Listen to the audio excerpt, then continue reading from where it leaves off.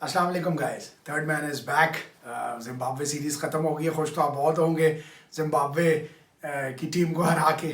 अच्छा, मज़े की बात है, लोग कह रहे थे जी जिम्बाब्वे को हराना क्या कमाल की बात है। देखिए, इंटरनेशनल साइड इंटरनेशनल ही होती है, बेशक जिम्बाब्वे की वीक टीम है, बट चले क्रिकेट तो मिली ना आगे। इंशाल्लाह होपफुली अप्रैल में साउथ अफ्रीका भी आएगी। I think we put up a good show against Zimbabwe. But जो मुझे बात चुभ रही है वो ये कि आप थर्ड वनडे क्यों हारे हैं।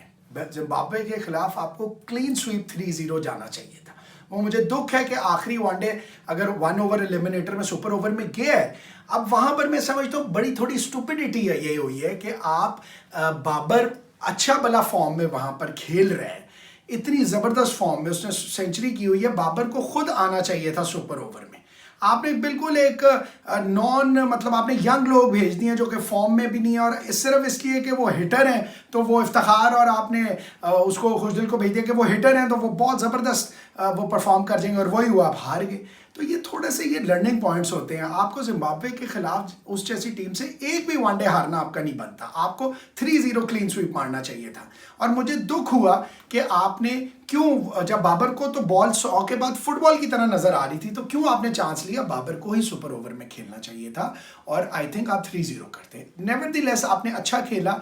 दुख की बात उसमें भी यही है कि उस्मान कादिर इतना अच्छा परफॉर्म किया है T20 में, आपको वनडे में भी उसको चांस देना चाहिए था, ठीक है ना। और जो मैं कह रहा था ना कि पाकिस्तान को एक स्पिनर अच्छा चाहिए था, मैं समझता हूँ T20 में तो आपको Usman Qadir is really impressed us a lot.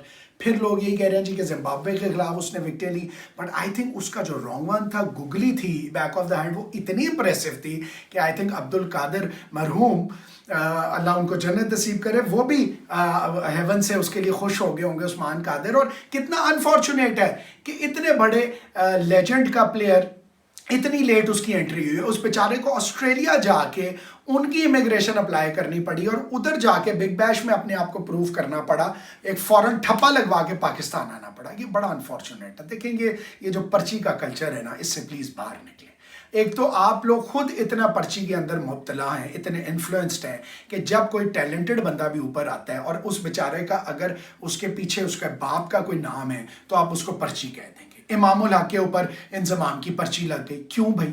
Imamul Haq ने आपके बाकी ओपनरों से तो बेहतर वनडे और टेस्ट में परफॉर्म किया है, तो क्यों उस बेचारे को पर्ची? आपने उसकी एवरेज देखी है? वो कभी बल्ला पकड़ा है आपने? मुझे बताएं। मुझे भी बड़े लोग कहते हो तू बड़ा एनालिस्ट बन गया, तूने कभी बल्ला पकड़ा है? और भाई मैंने बल्ला पकड़ा है, मैंने बड़े बड़े बल्ले पकड़े, ठीक है ना, उस डिटेल में आप लोग ना ही जाएं।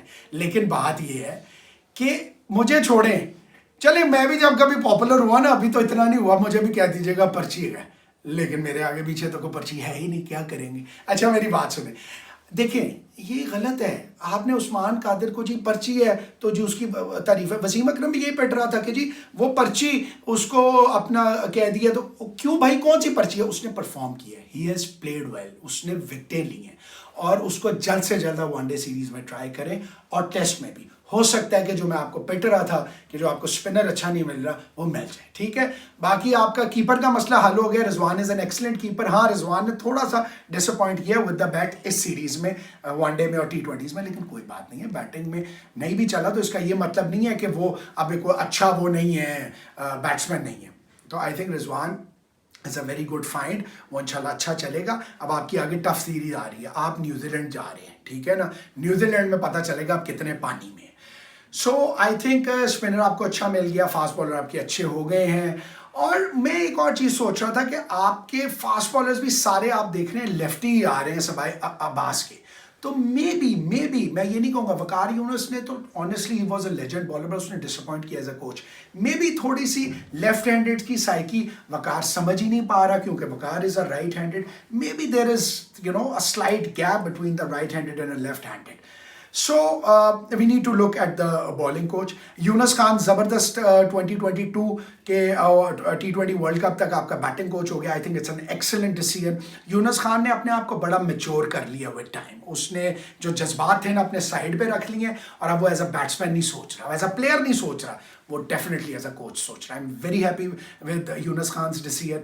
और स्टिल मैं आपको कहूँगा कि स्पिनर्स के ऊपर ध्यान दें और आपकी बैटिंग भी अभी वीक है। T20 में वैसे अच्छा खेला है, खुशदिल भी। हैदर तो आपको पता है, PSL से मैं कह रहा हूँ, he is a find, he is an absolutely gem of a find. बाकी PSL के एंड मैचेस चल रहे हैं, लेट्स होप कि आज लाहौर जीते और फाइनल लाहौर और कराची का ही हो, but definitely Multan has really played a great knock. और आखिर में मैं ये कहना चाहूँगा, बहुत मुबारक हो कि आपने सही डिसीजन ली। अजहर अली नहीं फॉर्म में थे, उनकी कैप्टनसी भी बहुत ज़्यादा डाउट में थी।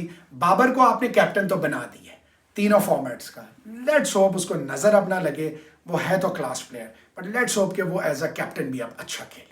सो इजाज़त चाहता हूँ, लाइक करें, शेयर करें और ये पर्ची कल्चर से निकलें। मैं तड़ियाँ लता पांदा अगर मैंने किसी ने कहा मैं पर्ची लगा। ओके, अल्लाह हाफिज़।